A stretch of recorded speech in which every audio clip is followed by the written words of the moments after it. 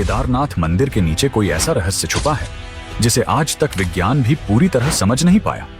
क्या सच में वहां कोई गुप्त सुरंग मौजूद है जो सीधे कैलाश पर्वत तक जाती है?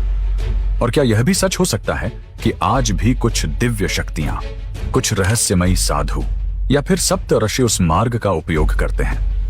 आज की इस वीडियो में हम इसी रहस्य को गहराई से समझने की कोशिश करेंगे। लेकिन ध्यान रखिएगा, यह सिर्फ एक कहानी नहीं है।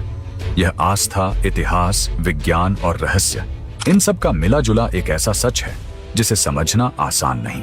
हिमालय की ऊंची ऊंची बर्फीली चोटियों के बीच बसा केदारनाथ धाम, एक ऐसी जगह जहां पहुंचते ही इंसान को एक अलग ही ऊर्जा का अनुभव होता है। समुद्र तल से करीब 3584 मीटर की ऊंचाई पर बना यह मंदिर सिर्फ पत्थरों का ढांचा नहीं है, बल्कि यह हजारों साल पुरानी आस्था का जीवित प्रमाण है। साल में केवल 6 महीने यह मंदिर आम लोगों के लिए खुलता है और बाकी 6 महीने यहाँ कोई इंसान नहीं रहता। फिर भी मान्यता है कि उन महीनों में भी यहाँ पूजा होती है, पर किसके द्वारा? यह आज भी एक रहस्य है। कहा जाता है कि केदारनाथ मंदिर का संबंध सीधे महाभारत काल से है। जब पांडवों ने कुरुक्षेत्र का युद्ध जीत लिया था, तब उन्हें अपने ही परिवार के लोगों की हत्या का पाप सताने लगा। तब भगवान श्री कृष्ण ने उन्हें बताया कि इस पाप से मुक्ति केवल भगवान शिव ही दिला सकते हैं। इसके बाद पांडव शिव जी की तलाश में निकल पड़े। काशी पहुंचे, लेकिन वहां शिव जी नहीं मिले। फिर उन्होंने कई स्थानों पर खोज की, लेकिन हर बार शिव उनसे बचते रहे। आखिरकार पांडव हिमालय पहुंचे और यहीं से शुरू होती है उस रहस्य की कहानी जो आज भी लोगों को सोचने पर मजबूर कर देती है। जब भगवान शिव ने पांडवों को आते देखा तो उन्होंने नंदी बैल का रूप धारण कर लिया और वहां से छुपने की कोशिश की, लेकिन भीम ने उन्हें पहचान लिया और जैसे ही शिव जी धरती के अंदर समाने लगे, भीम ने उनकी पीठ पकड़ ली। उसी समय शिव जी का शरीर 5 हिस्सों में विभाजित हो गया। उनकी पीठ केदारनाथ में प्रकट हुई, मुख रुद्रनाथ में, भुजाएं तुंगनाथ में, नाभि मध्य महेश्वर में और जटाएं कल्पेश्वर में। यही 5 स्थान आज पंच केदार के नाम से जाने जाते हैं। अब यहां सवाल उठता है, अगर शिव जी का यह रूप धरती के अंदर समाया था, तो क्या उस समय कोई ऐसा मार्ग बना होगा जो धरती के अंदर तक जाता हो? क्या वही मार्ग आज भी कहीं मौजूद है? कुछ लोग मानते हैं कि केदारनाथ मंदिर के नीचे सच में एक गुफा या सुरंग है जो बहुत गहराई में जाकर किसी और स्थान से जुड़ती है। इतिहास की बात करें तो स्कंद पुराण में केदारनाथ का उल्लेख मिलता है, जो यह दर्शाता है कि यह स्थान हजारों साल पुराना है। लेकिन जो मंदिर आज हम देखते हैं, उसे लेकर भी कई मतभेद हैं। कुछ लोग मानते हैं कि इसे पांडवों ने बनाया था, जबकि कुछ कहते हैं कि आदि गुरु शंकराचार्य ने 8वीं सदी में इसका पुनर्निर्माण कराया। लेकिन सबसे चौंकाने वाली बात तब सामने आई जब वैज्ञानिकों और जियोलॉजिस्ट्स ने इस मंदिर की संरचना का अध्ययन किया। उन्होंने पाया कि यह मंदिर एक ऐसी तकनीक से बनाया गया है जिसे आज हम इंटरलॉकिंग तकनीक कहते हैं, जिसमें पत्थरों को बिना किसी सीमेंट या मसाले के इस तरह जोड़ा जाता है कि वे खुद ही एक दूसरे को मजबूती से पकड़ लेते हैं। सोचिए, हजारों साल पहले हमारे पूर्वजों के पास इतनी एडवांस टेक्नोलॉजी कैसे थी? और सिर्फ यही नहीं, 13वीं से 17वीं सदी के बीच एक ऐसा समय आया जिसे मिनी आइस एज कहा जाता है।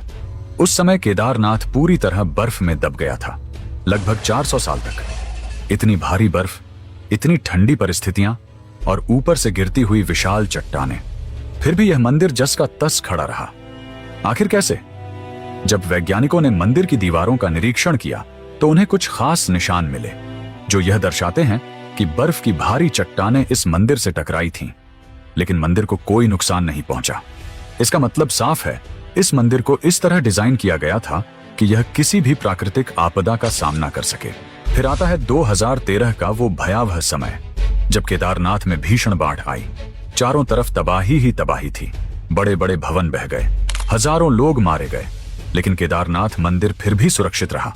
और इसके पीछे जो कारण बताया जाता है वह है एक विशाल पत्थर जिसे आज भीमशिला कहा जाता है। यह पत्थर मंदिर के पीछे आकर इस तरह रुक गया कि उसने पूरी बाढ़ का रुख बदल दिया और मंदिर को बचा लिया। अब सोचिए, क्या यह सिर्फ एक संयोग था या फिर इसके पीछे भी कोई रहस्य छुपा है? अब आते हैं सबसे रहस्यमयी हिस्से पर। केदारनाथ मंदिर के नीचे क्या है? कुछ लोगों का दावा है कि मंदिर के नीचे एक गुप्त तहखाना है जो बहुत गहराई में जाता है।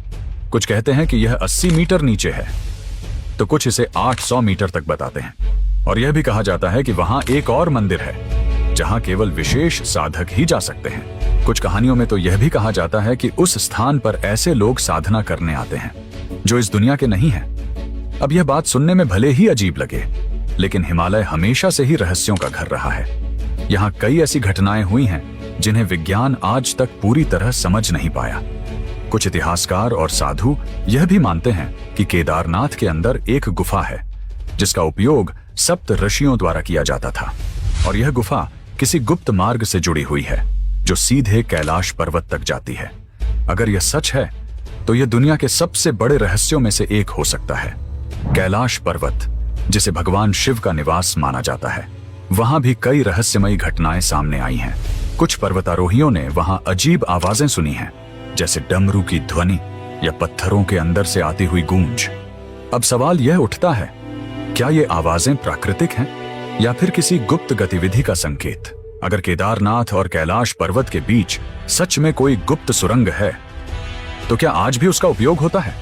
क्या आज भी सप्त आर्षि या कोई दिव्य शक्तियां उस मार्ग से आ जा रही हैं?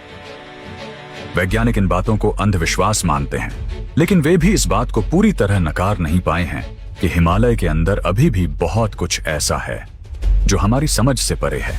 कई जगहों पर ऐसी गुफाएं मिली हैं जो बहुत गहराई तक जाती हैं और जिनका पूरा नक्शा आज तक नहीं बन पाया। तो दोस्तों, केदारनाथ मंदिर सिर्फ एक धार्मिक स्थल नहीं है, यह एक ऐसा रहस्य है जो हमें हमारे अतीत से जोड़ता है, हमारी आस्था को मजबूत करता है और हमें यह सोचने पर मजबूर करता है कि शायद इस दुनिया में अभी भी बहुत कुछ ऐसा है जिसे हम नहीं जानते। अब सवाल आपसे है, क्या आप मानते हैं कि केदारनाथ मंदिर के नीचे कोई गुप्त रास्ता है?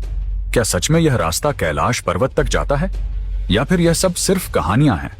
अपना जवाब जरूर दीजिएगा।